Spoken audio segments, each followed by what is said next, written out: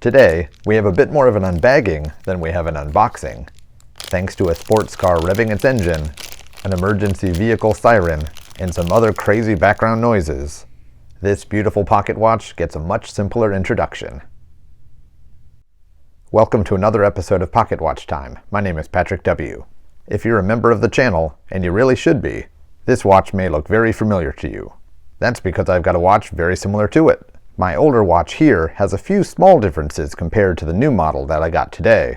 We'll talk about that later. But on first impression, they're definitely twins. One big difference here that you'll see, this watch comes in a sterling silver case. My old watch came in a solid gold case. I actually really like sterling silver cases. They've got a great shine. They definitely don't cost as much. They're still heavy in the hand, and I know I'm still dealing with a solid precious metal. Speaking of precious, I've barely even introduced this watch. While I fumble with my thumbs because I don't have my case knife with me, we're about to see a legend within the Waltham Watch Company.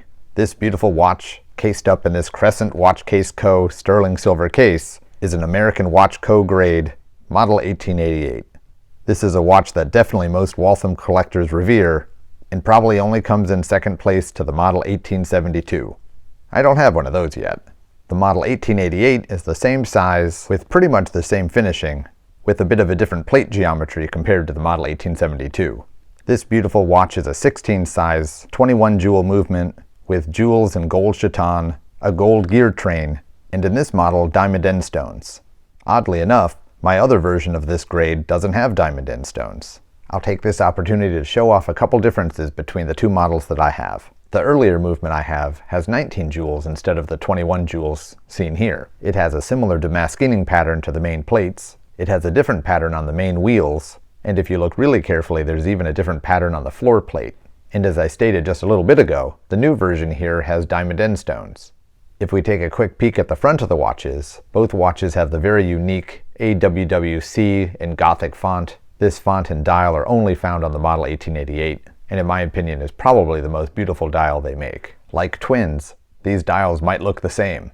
The font is the same, the double sunk architecture is the same, but if you look closely at the edge of the dial, this newer variant has a red seconds track. That wasn't found on the earlier variant.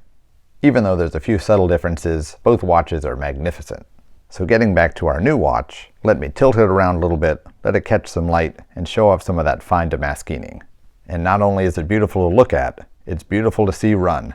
Let's wind it up.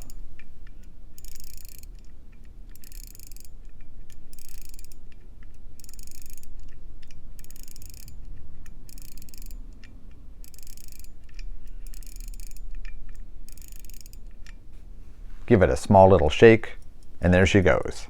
There's something pretty magical about the sound that an old pocket watch makes. And even though I collect pocket watches of all different sizes, ranging from small little pendant watches to these rather large 16 size pocket watches, I really do think the larger pocket watches make the best sound. If the sound isn't mesmerizing enough, once again, the light catching all that damascening, it's almost hypnotizing. Watch collectors always talk about the finishing of fine watches like modern-day Patek Philippe's, AP Royal Oaks, and sometimes even Rolex gets thrown into that mix. The finishing on those modern masterpieces might be more hand-finished than these pocket watches, but the details on these old classics just feel like they have more soul to me. As we close it up, you'll hear a nice snap, and once again we get to take a look at the front. That classic dial is the hallmark of this series. On a side note, this watch is stem wind and stem set. You pull it out and you can set the time. Thankfully, this newer version's dial is in much better condition than my older version's dial. Hairlines are quite common on these old enamel dials, but it sure is nice when you get a pristine one like this. That way you can be mesmerized not only by the beautiful back movement, but you can flip it around and have easy access to seeing a beautiful dial all day long.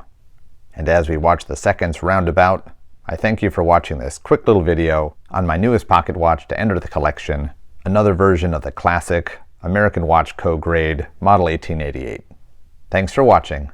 I'll see you in the next one. If you're new to my channel, please subscribe to Pocket Watch Time. Pocket Watch Time.